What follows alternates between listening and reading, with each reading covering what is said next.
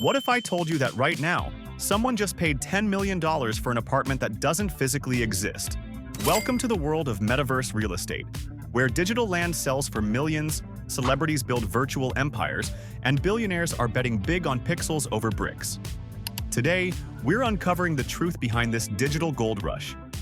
Is it the future of investing, or the biggest speculative bubble of our time? Let's dive in. What is metaverse real estate? Metaverse real estate isn't just pixels on a screen. It's blockchain-owned land in digital worlds like the Sandbox, Decentraland, and Otherside. Each parcel is an NFT, meaning three crucial things. First, true ownership secured by Ethereum or Polygon blockchain. Second, artificial scarcity. Only about 90,000 parcels exist in Sandbox, compared to infinite worlds like Minecraft. And third, potential interoperability across future metaverse platforms. Take Republic Realm, for example. They bought virtual land for $913,000 and sold it just 9 months later for $4.3 million. A 371% return in less than a year. But here's the catch. Location matters, just like in physical real estate. Prime virtual land near digital hotspots, concert venues, celebrity estates, sells for 10 times more than remote areas. Why are billionaires buying virtual land? The rich aren't doing this for fun. There are 5 strategic incentives driving this market. First, advertising. Gucci's virtual store saw 19 million visits, 19 times their NYC flagship traffic. Second, rental income. Digital landlords charge $10,000 per day for event spaces. Third, speculation. Early Sandbox investors saw 500% plus returns in 18 months.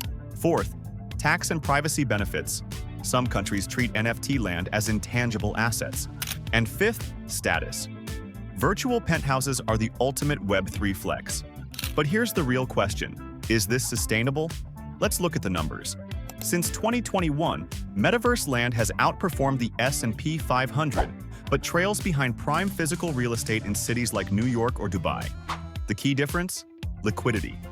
While physical property has a deep, established market, virtual land trades are still sporadic. How to buy and develop metaverse land. If you're considering investing, here's how it works. First, choose your platform. The big 3 are the Sandbox, best for gaming and brands, Decentraland, most established, and Otherside, backed by Bored Ape creators. Next, buy land through NFT marketplaces like OpenSea or platform-native stores. Finally, develop it. Hire metaverse architects, host events, monetize ads. For example, one virtual nightclub owner earns $50,000 a month from ticket sales and sponsorships. Another investor flipped a basic art gallery for 6 times their purchase price after just 6 months. But beware, development costs can add up quickly. Building a custom virtual property often costs $50,000 a month from ticket sales and sponsorships depending on complexity. The risks and downsides. This market isn't without risks. First, liquidity. 90% of metaverse land has 0 daily buyers. Second, platform risk. If Sandbox fails, your NFT could become worthless. Third, regulation. The SEC may classify virtual land as securities, potentially freezing the market.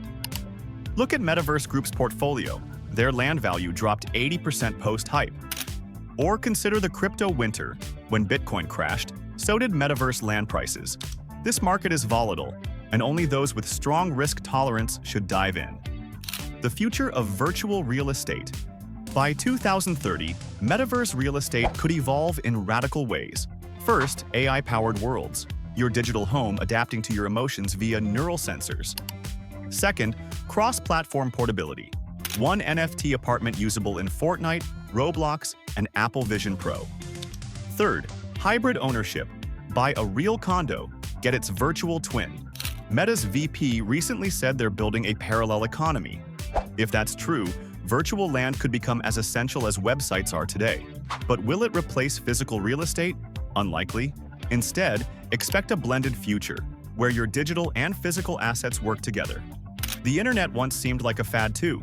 Now, a new generation of digital landowners is emerging. Will you be left watching from the sidelines? If this video opened your eyes, do 3 things. First, hit like. It helps more people find this analysis. Second, subscribe to Tech and Finance Code for more deep dives.